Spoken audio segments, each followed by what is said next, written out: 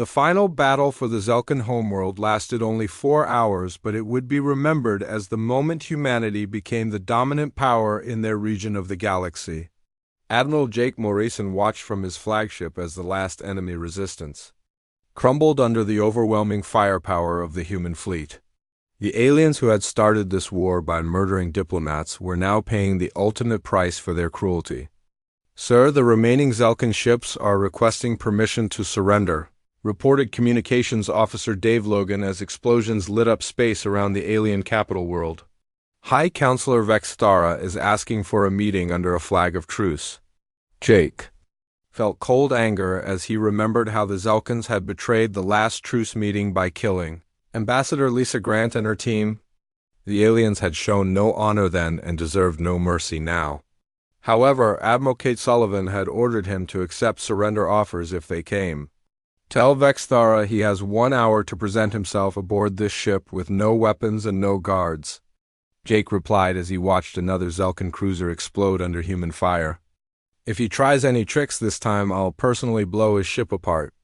The battle ended as quickly as it had begun, with the surviving Zelkan vessels powering down their weapons and shields in surrender.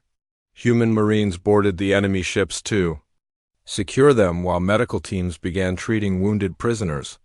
Unlike the aliens, humanity followed rules of war even against enemies who deserved no mercy. High Counselor Vextara arrived at Jake's flagship in a small shuttle escorted by human fighters.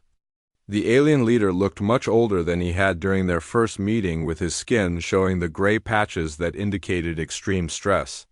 He was accompanied only by 2 junior aides who seemed terrified of what awaited them. General Paul Martinez and Admiral Sullivan attended the surrender meeting along with Jake as the 3 senior officers who had planned humanity's victory.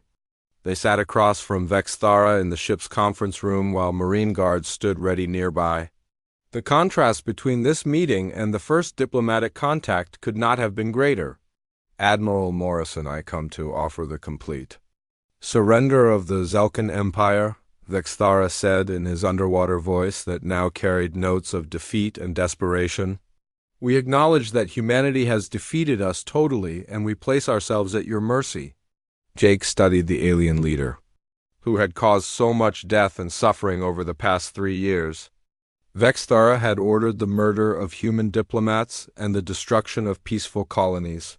He had threatened to enslave the entire human race and turn their worlds into Zelkan property.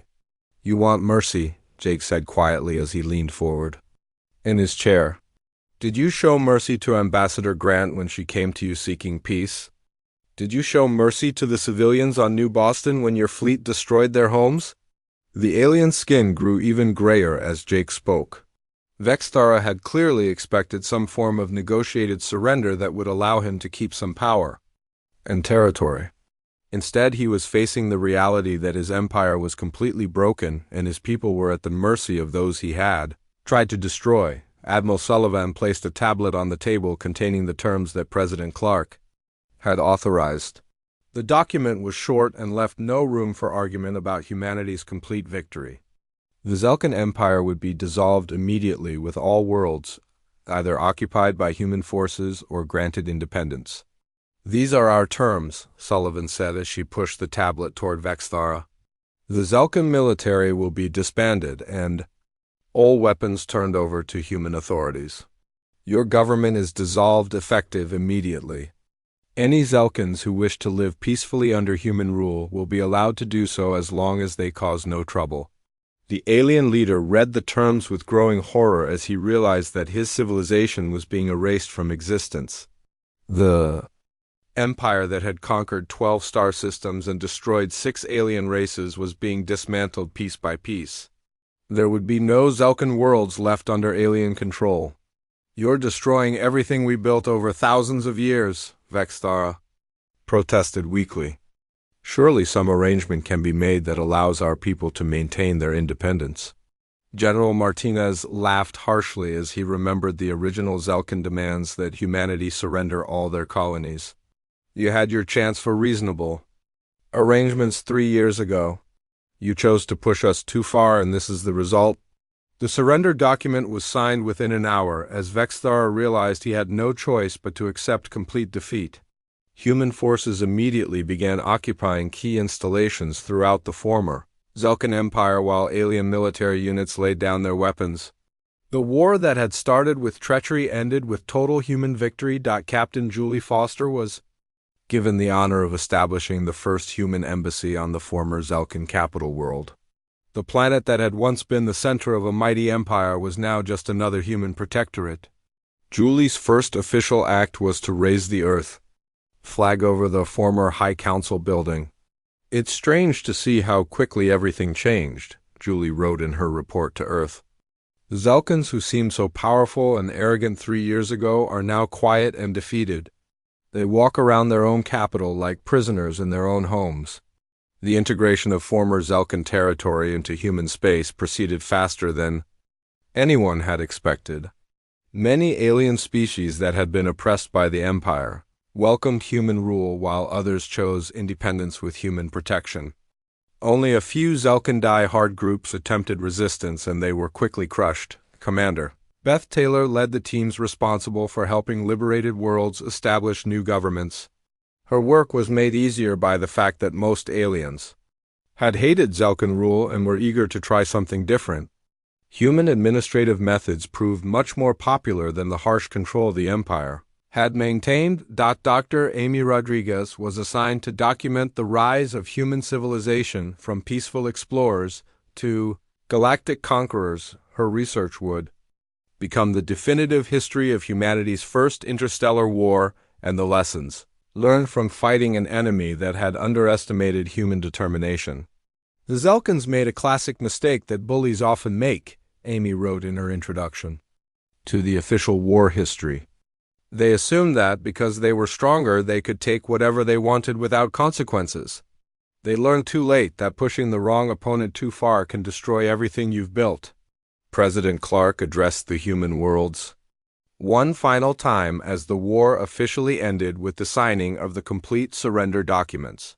He spoke from the Oval Office with Admiral Sullivan and General Martinez beside him as representatives of the military that had won an impossible victory.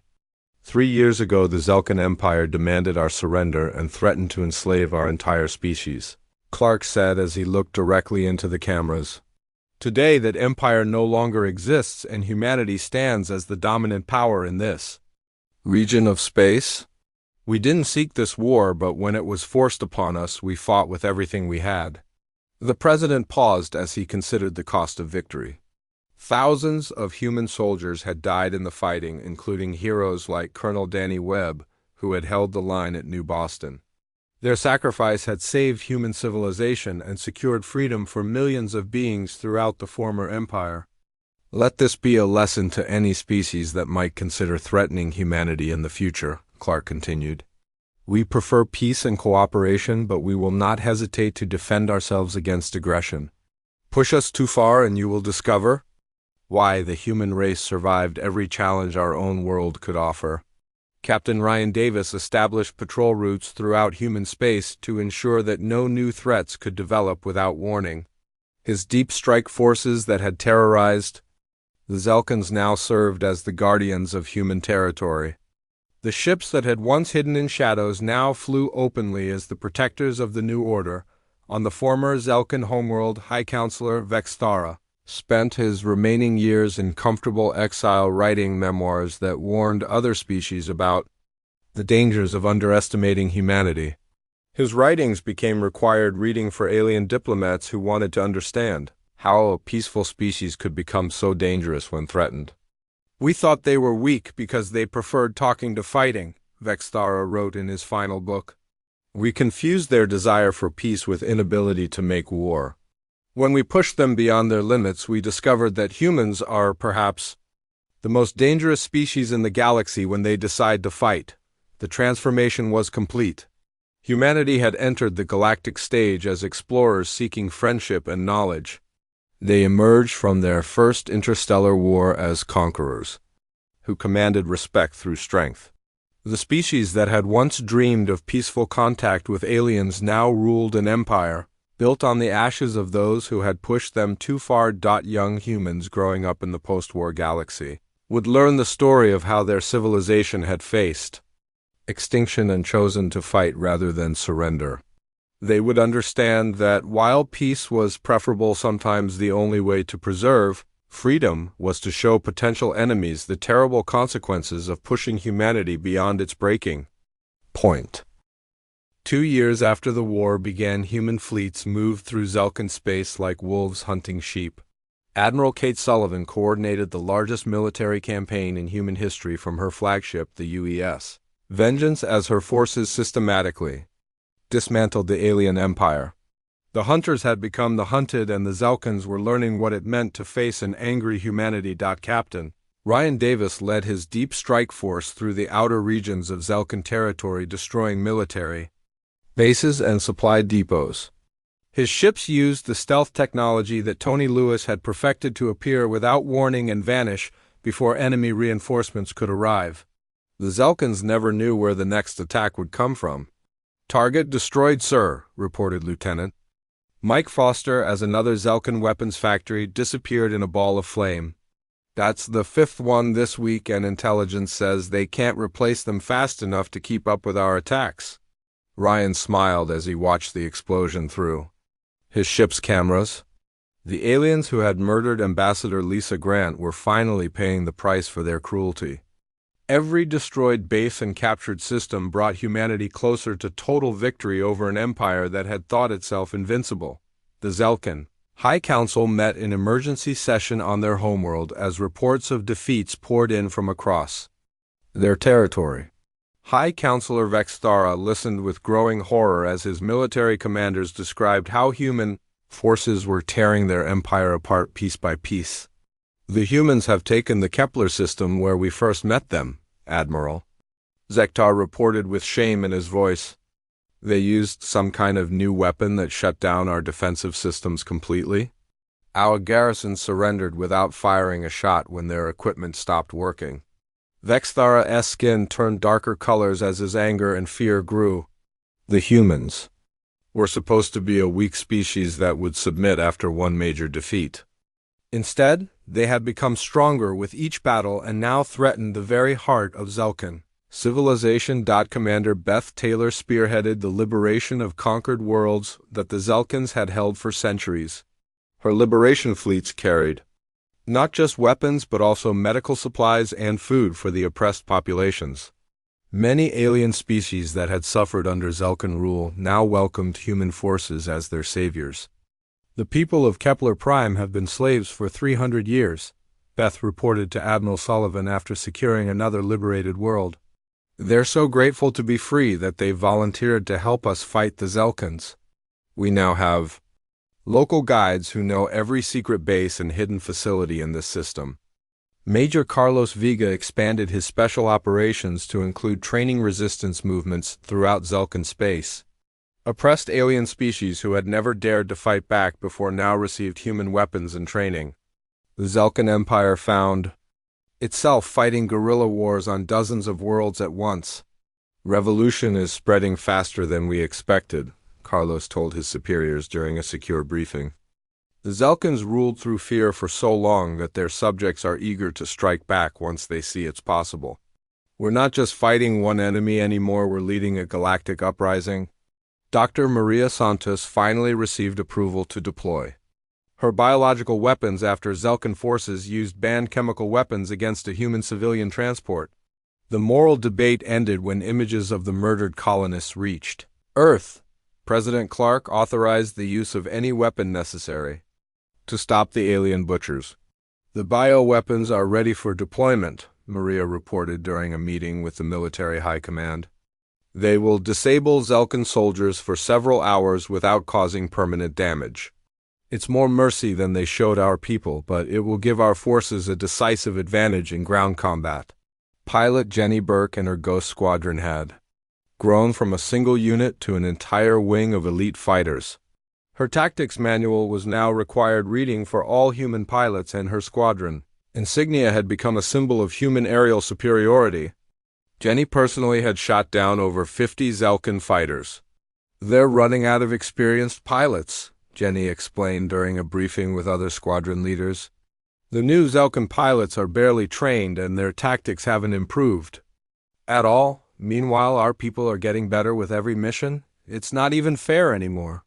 The psychological effect of constant defeats was devastating to Zelkan morale.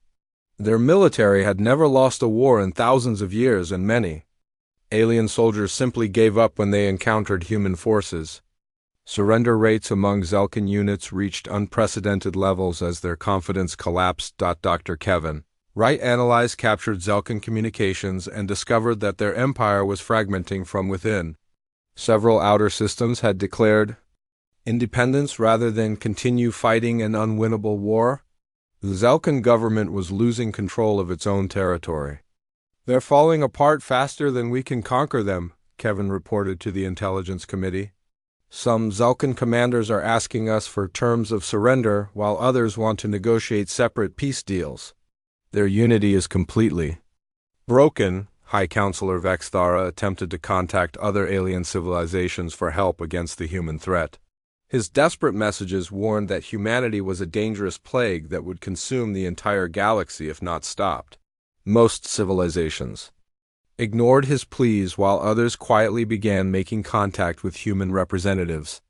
The Andorian Republic wants to establish diplomatic relations with Earth, Ambassador Frank Miller reported from his new embassy ship. They've been watching our war with the Zelkans, and they're impressed with human military capabilities. Several other species have also expressed interest in alliances. Commander Jake Morrison had been promoted to admiral after his survival of the first contact disaster and now commanded the fleet tasked with capturing the Zelkan homeworld. Jake felt a grim satisfaction as he prepared for the final assault that would end the war. The aliens who had betrayed his diplomatic mission would finally face justice. All ships prepare for hyperspace jump, Jake ordered as his massive fleet assembled at the edge of the Zelkan home system.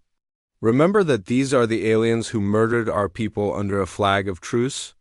They showed no mercy to our diplomats, and they deserve none in return. The Zelkan home fleet was the largest force they had ever assembled, with over 200 warships defending their capital world.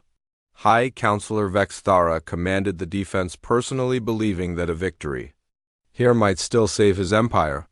He was about to learn that humanity had moved far beyond the species he had first underestimated. Jake's fleet emerged from hyperspace in perfect formation as human ships, equipped with the latest weapons and technology, faced the desperate remnants of an empire that had ruled through fear and cruelty.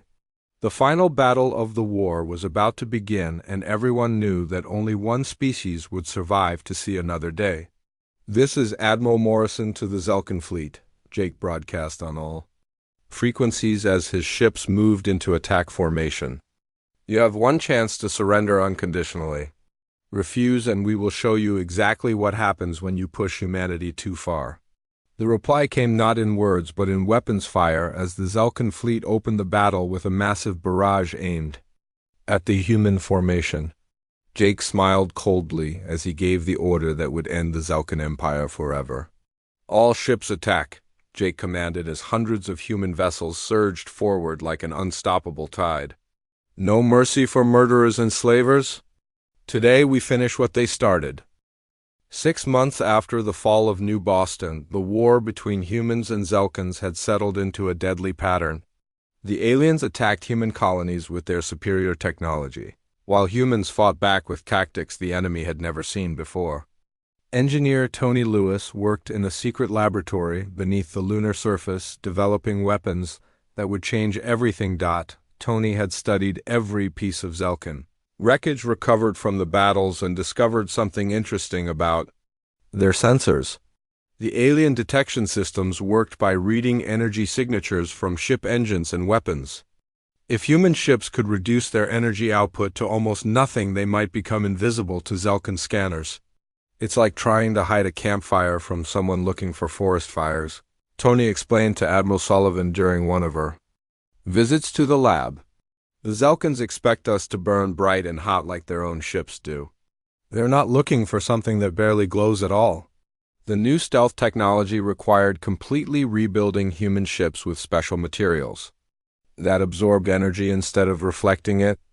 The engines had to run much cooler and the weapons needed to be charged differently. Tony's team worked for months perfecting the design until they had ships that could sneak right up to Zelkan patrols without being detected. Commander Sarah Blake was chosen to test the first stealth ship in combat. Her vessel, the Shadow, looked like a normal human destroyer, but it could hide from enemy sensors like a ghost. Sarah led a small squadron of stealth ships into Zelkan territory to attack their supply convoys. The first mission was a complete success. Sarah's ships appeared out of nowhere next to a Zelkan supply fleet and destroyed 3 cargo vessels before the escorts could react.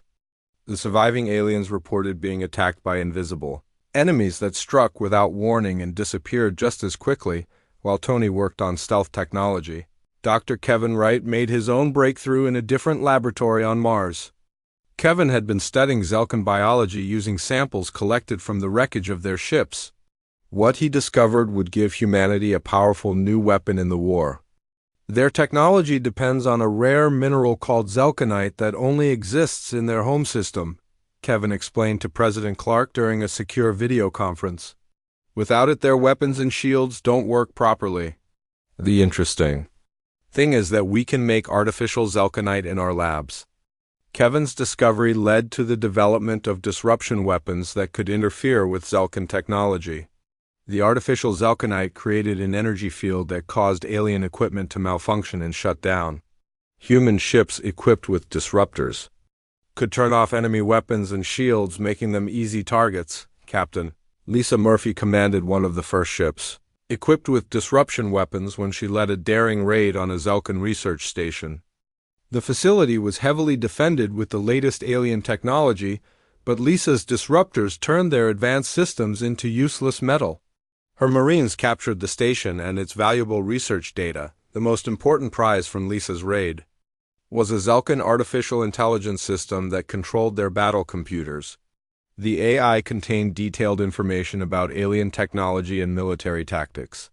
Human programmers led by Jason Clark began the difficult job of cracking the alien computer codes. Jason worked for weeks trying to understand how the Zelkan AI functioned.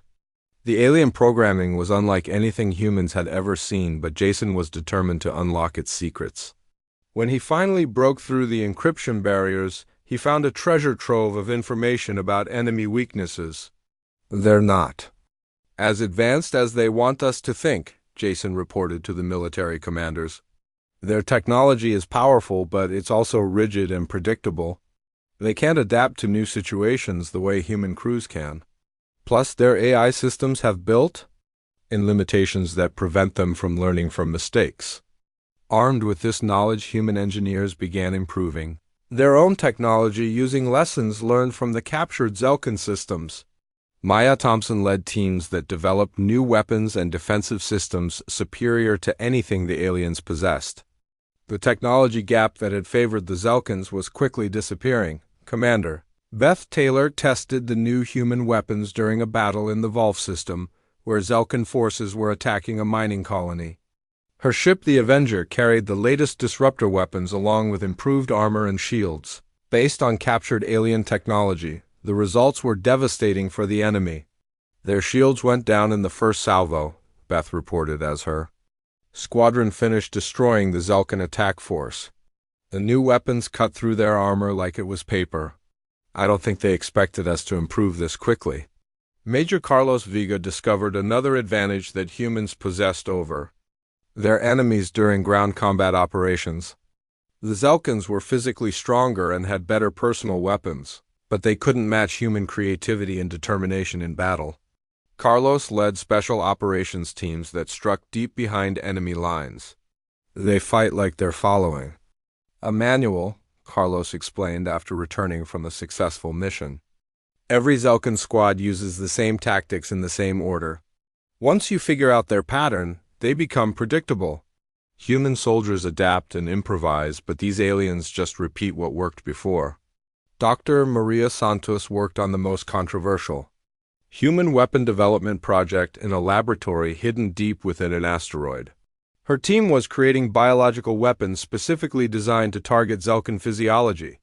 The weapons could disable alien soldiers without harming humans or other species. "I don't like the idea of biological warfare," Maria told Admiral Sullivan during one of their private meetings. "But the Zelkans started this war by murdering our diplomats. If these weapons can end the fighting sooner and save human lives, then we have to consider using them." The ethical debates about biological weapons raged through the highest levels of human government. President Clark struggled with the decision while his advisors argued about the moral implications. Some said that using such weapons would make humans no better than the aliens, while others pointed out that the Zelkans had shown no mercy to captured human prisoners. Pilot Jenny Burke became famous throughout human space for her success in fighter combat against Zelkan pilots. Her squadron of modified interceptors could outfly anything the aliens had, while her innovative tactics confused enemy commanders. Jenny's pilots referred to themselves as the Ghost Squadron because they appeared and disappeared like spirits. "The Zelkans are good pilots, but they're too cautious," Jenny explained during a briefing with other squadron commanders. "They always try to maintain formation and follow their standard attack patterns. We hit them fast and hard, then scatter before they can respond effectively." As human technology improved and tactics evolved, the balance of the war began to shift. Zelkan fleets that had once seemed invincible now suffered heavy losses when they encountered human forces. High Counselor Vexthara received increasingly desperate reports from his field commanders who couldn't understand how the primitive humans had become so dangerous. "They fight like madmen," Admiral Zektar reported after losing half his fleet. "In the Vega system, their ships appear from nowhere and attack with weapons we've never seen before.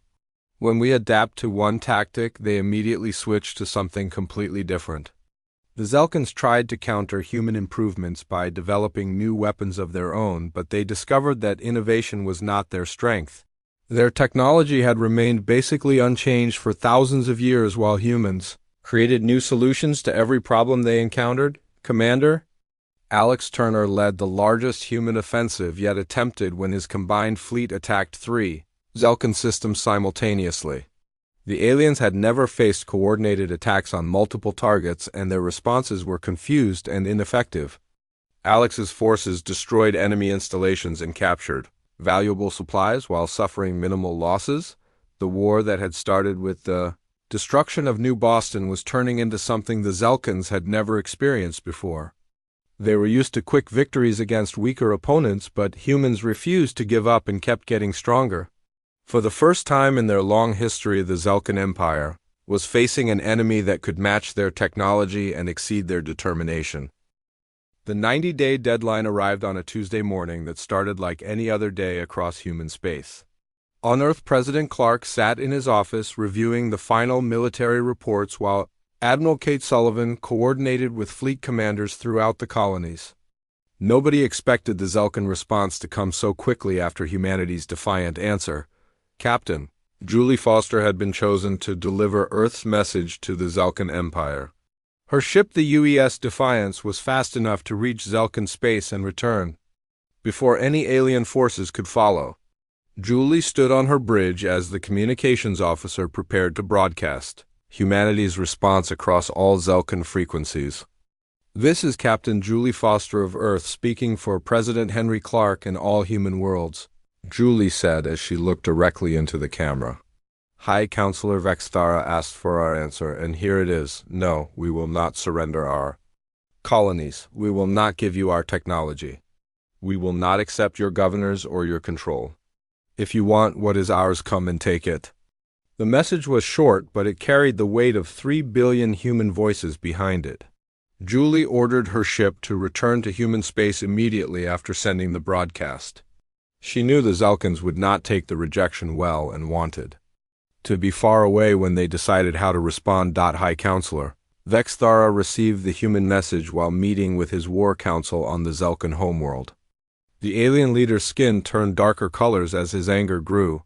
He had conquered 6 alien races, and none of them had dared to refuse his demands so directly.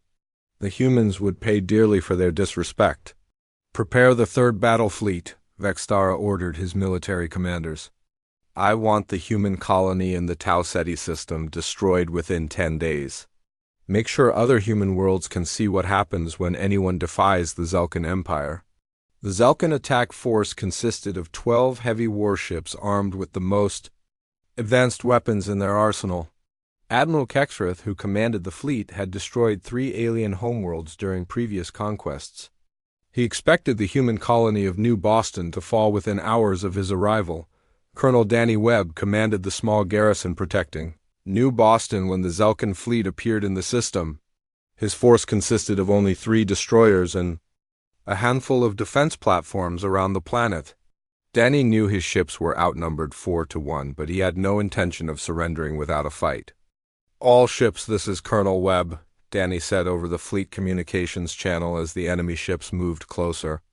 I know the odds look bad, but remember what these aliens did to our diplomats. They want us to run scared, but we're going to show them that humans don't give up easy. The battle for New Boston began when the Zelkan ships opened fire from long range with their energy weapons. Danny's destroyers were fast enough to avoid most of the incoming fire while they closed the distance to their enemies. The human ships carried nuclear missiles that could punch through alien shields if they got close enough, Commander. Lisa Davis on the destroyer Courage was the first to break through the Zelkan formation. Her ship took heavy damage from enemy fire, but she managed to launch her missiles at point-blank range.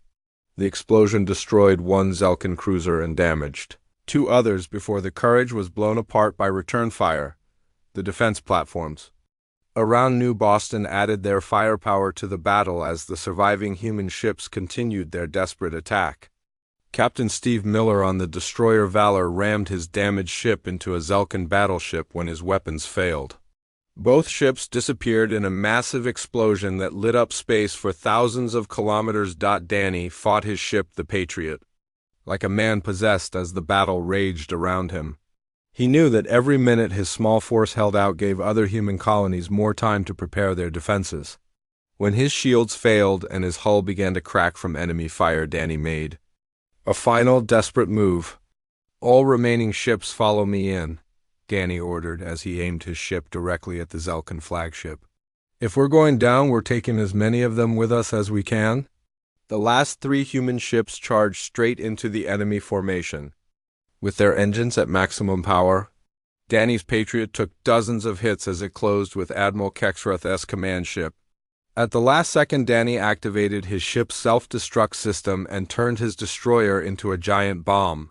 The explosion tore through the Zelkan flagship and killed Admiral Kexrith along with most of his command staff.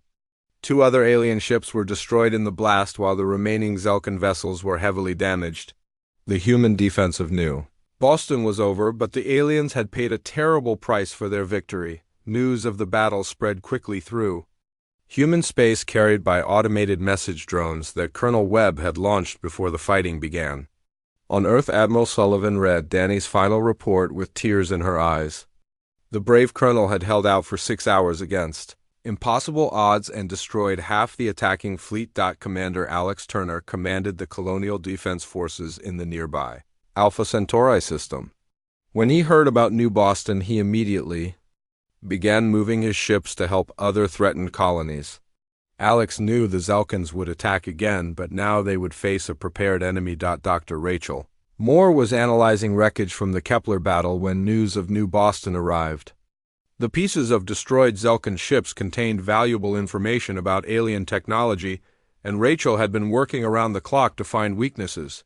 The battle reports from Colonel Webb gave her new data to work with. Their shields work differently than ours, Rachel explained to a meeting of Earth's top scientists and engineers.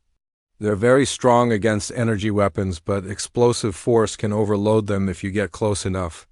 That's why our ramming attacks work so well. On Earth, the war machine that had been building for 90 days shifted into high gear. Factories that had been producing civilian goods now worked 24 hours a day making weapons and ships. Millions of volunteers lined up at recruitment centers while retired military officers came back to help train new crews. Maya Thompson led teams of engineers who were designing new weapons based on what they learned from the New Boston battle. If the Zelkins wanted to fight humans ship to ship, they would discover that no species in the galaxy was better at finding new ways to blow things up. President Clark addressed the nation again 3 days after New Boston fell. He stood before the cameras with Admiral Sullivan and General Martinez beside him as he spoke to every human world. The president's voice was calm, but everyone could hear the steel underneath his words. The aliens have drawn first blood, but they've also shown U.S. something important, Clark said as he looked directly into the camera. They can be hurt and they can be killed. Colonel Danny Webb and his people proved that human courage is worth more than alien technology.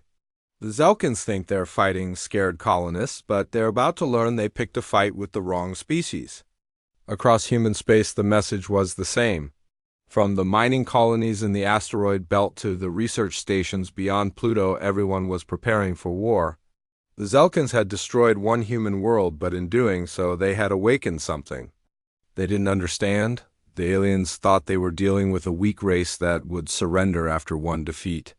Instead, they had united humanity behind a single purpose. Every man, woman, and child in human space now knew what the enemy looked like and what they were capable of. The Zelkins had pushed humanity too far, and now they were going to pay the price. 3 months had passed since the Horizon limped back to Earth with news of the failed first contact. Admiral Kate Sullivan stood in the war room deep beneath the United Defense headquarters watching screens that showed human ships moving to defensive positions around Earth. The mood in the room was tense as everyone waited for what they knew would come next. President Henry Clark sat at the head of the long table, studying reports from the outer colonies. Each world was now on high alert after hearing what happened to Ambassador Lisa Grant and her team. General Paul Martinez paced behind the president, looking worried as he read updates from the fleet commanders scattered across human space. Admiral, we're receiving a transmission from deep space, announced Communications Officer Linda Scott from her station near the back of the room. It's coming from the direction of the Zelkan Empire, and it's on all frequencies. Kate felt her jaw tighten as she nodded for Linda to put the message on the main screen. The familiar underwater voice of High Counselor Vex Thara filled the room as his image appeared. The alien leader looked even more threatening than Jake Morrison had described, with his large black eyes and skin that seemed to shift color as he spoke. People of Earth, this is High Counselor Vex Thara of the Zelkan Empire speaking. Your representative showed great disrespect during our meeting 3 months ago. They refused our generous offers of friendship and forced us to take action against them. Now you must pay for their mistakes. President Clark leaned forward in his chair as the alien continued speaking. Kate could see anger building in the president's eyes as Vex Thara's demands became clear. The Zelkan Empire wanted humanity to surrender all colonies beyond the Sol system immediately. They demanded complete technical data on every human weapon and ship design. Most insulting of all, they wanted Earth to accept Zelkan governors who would oversee all human space travel and trade. You have 90 of your Earth days to comply with these reasonable requests, Vex Thara said with what might have been a smile on his strange face. If you refuse, we will be forced to bring your species under proper Zelkan control. We have conquered 12 star systems and destroyed 6 alien races who opposed us. Do not make the same mistake they did. The transmission ended, leaving the war room in complete silence. Kate looked around at the faces of Earth's leaders and saw the same mix of anger and determination that she felt. Dr. Amy Rodriguez, the government's chief science advisor, was the first to speak. They're making a classic mistake, Amy said as she pulled up data about the Zelkan Empire on her tablet. They think because they have better technology and control more worlds that humans will just give up. They don't understand what they're dealing with. General Martinez stopped pacing and slammed his hand on the table. 90 days to surrender everything we've built over 3 centuries. They killed our diplomats, and now they want us to just hand over our freedom like it means nothing. President Clark stood up slowly and walked to the large window that showed the lights of the city below. What are our options, Kate? He asked without turning around. Can we fight them and win? Kate looked at the tactical displays showing human military strength compared to what they knew about the Zelkins. The numbers didn't look good, but she had learned never to count humanity out when their backs were against the wall. "It won't be easy, sir, but I think we have advantages they don't know about. Human ships are faster and our crews are more creative in battle. Plus, they're spread across 12 systems while we can concentrate our forces." Captain Nick Stevens entered the room carrying reports from the colonial defense meetings. His face was grim but determined as he handed the papers to General Martinez.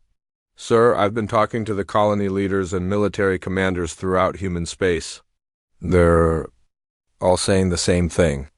Nobody wants to surrender to aliens who murder diplomats." Maya Thompson, the chief engineer for the Defense Department, stood up from her seat near the technical displays.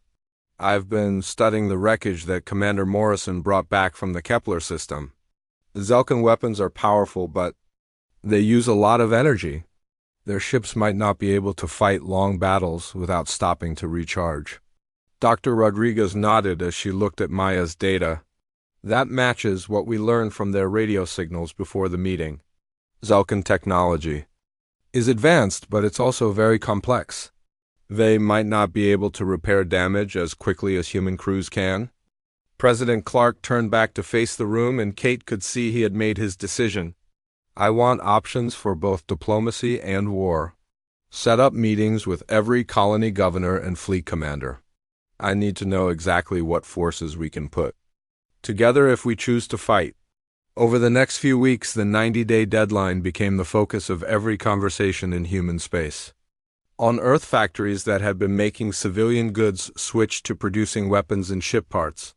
Young people lined up at recruitment centers to join the military, while older veterans came out of retirement to help train new soldiers. Captain Julie Foster took command of a new intelligence unit tasked with learning everything possible about Zelkan military tactics. Her team studied every piece of data from the failed diplomatic mission, looking for weaknesses they could use. Meanwhile, engineers like Maya worked around the clock developing new weapons that could punch through Zelkan shields. The debates in the government grew more intense as the deadline approached. Some advisors argued that humanity should try to negotiate better terms with the Zelkans. They pointed out that Earth had only been in space for a few centuries, while the alien empire had thousands of years of experience. Dr. Rodriguez disagreed strongly with the appeasement faction. "They don't want to negotiate," she said during one heated meeting. "They want total surrender. Give them our colonies today and they'll want Earth itself tomorrow. Bullies like this only understand one language." As the 70th day passed, President Clark called a final meeting of his War Council. Representatives from every human world attended either in person or by video link. Kate watched the faces on the screens and saw the same determination everywhere. The colonists who had built new worlds with their own hands were not going to give them up without a fight. "I've heard from every corner of human space," President Clark said as he looked around the room. "The message is clear. We didn't come this far and sacrifice this much to bow down to alien bullies. They want our freedom, they'll have to take it by force." General Martinez smiled for the first time in weeks as he pulled up military deployment plans. "Sir, I have 60% of our fleet already in position around key systems. The remaining forces can be ready to move within 48 hours of your order." The final decision came on day 87 when the president addressed both Earth and the colonies in a speech that would be remembered for generations. Kate stood behind him as he faced the cameras, knowing that his words would soon reach every human settlement in space. "The Zelkan Empire has given us 3 days to surrender our freedom and independence. My answer is simple. We didn't fight our way to the stars just to give up when the first bully showed up. If they want a war, they can have one, but they're going to learn something important about the human race. Push us too far, and you'll discover why we survived every challenge our own world could throw at us." The stars looked different from the bridge of the UES horizon as Commander Jake Morrison watched the alien moon grow larger on the main screen. 3 years of travel had brought them to this moment, and Jake felt his heart beat faster as they approached Kepler 442c. This small gray moon would be the place. where humans met aliens for the first time in history. Jake turned to look at Ambassador Lisa Grant, who stood beside him wearing her best diplomatic uniform. Lisa had spent months learning everything they knew about the Zelkan Empire from the few radio signals Earth had received. The aliens seemed advanced and peaceful from their messages, but Jake knew that first meetings could go wrong in many ways. "Are you ready for this, Lisa?" Jake asked as their ship moved into orbit around the moon. Lisa nodded and checked her translator. "Device one more time?" The Zelkans had sent the plans for the device along with their invitation to meet. It would let both sides understand each other during the talks. The moon had no air, so both groups would meet inside a special building the Zelkans had built just for this meeting. Jake could see it through the ship's cameras as they got closer. The structure was made of some kind of silver metal that reflected the light from the distant star. It looked nothing like human buildings with its curved walls and strange angles. "Sir, we have a message from the Zelkan ship," said Lieutenant Bob Kane from his position at the communications station. Jake nodded for him to put it on the main speakers. A voice that sounded like it came from underwater filled the bridge. "Human vessel, we welcome you to the meeting place. Please send your diplomatic team to the structure below. High Counselor, Vextara waits to speak with your representatives." Jake felt a mix of excitement and worry as he prepared to send Lisa and her team down to the moon. Dr. Carl Hughes, the team scientist, was already checking his equipment while Security Chief Don Morris made sure his weapons were ready just in case. Jake didn't expect trouble, but Don always prepared for the worst. The shuttle trip to the moon's surface took only 20 minutes, but it felt much longer to Jake as he watched from the ship. He stayed in radio contact with Lisa as her team entered the alien building. The first few minutes went well as the two groups introduced themselves and tested their translation devices. Lisa's voice came through clearly as she described what she was seeing. "The Zelkans are tall and thin with gray skin and large black eyes. They wear robes that seem to change color as they move. High Counselor Vextara appears to be their leader and speaks for the group." The early part of the meeting went as planned, with both sides sharing basic information about their worlds and people. The Zelkans seemed interested in human technology, especially their space travel methods. They asked many questions about Earth's governments and military forces, which made Jake feel a little uncomfortable. As the hours passed, the tone of the meeting began to change. Lisa's reports became more worried as the Zelkans started making demands instead of requests. They wanted detailed plans of human weapons and ships. They demanded that Earth give them 3 of its colony worlds as a sign of friendship. When Lisa politely said no to these requests, the aliens became angry. "Commander, we have a problem down here," Lisa's voice crackled over the radio. "The Zelkans are not happy with our answers. They keep saying that humans must prove their friendship by giving them what they want. High Counselor Vextara says that weaker races always serve stronger ones." Jake felt his stomach drop as he realized the meeting was going badly. He ordered his crew to prepare the ship for a quick departure if needed. On the moon's surface, the situation got worse as the Zelkans surrounded Lisa's team and began to speak in angry voices. "They're saying we insulted them by refusing their reasonable requests," Lisa reported. "I'm trying to explain that humans prefer equal partnerships, but they don't seem to understand." "Wait, something's happening." The radio went quiet for several long minutes before Lisa's voice returned, filled with fear. "Commander, they have weapons pointed at us. I think we need to leave right now." Jake immediately ordered the shuttle to return to the ship, but it was too late. Zelkan soldiers had surrounded the human team and were forcing them deeper into the building. The alien ships that had been hiding behind the moon suddenly appeared and moved to block the horizon's escape route. "This is High Counselor Vextara speaking to the human ship," the underwater voice said over the radio. "Your people have shown disrespect to the Zelkan Empire. They will remain here while we discuss proper terms for your surrender." Jake knew they had walked into a trap, but he wasn't going to abandon his people. He ordered his weapons charged and shields raised as the horizon moved toward the moon. The Zelkin ships opened fire, first sending bright energy beams across space.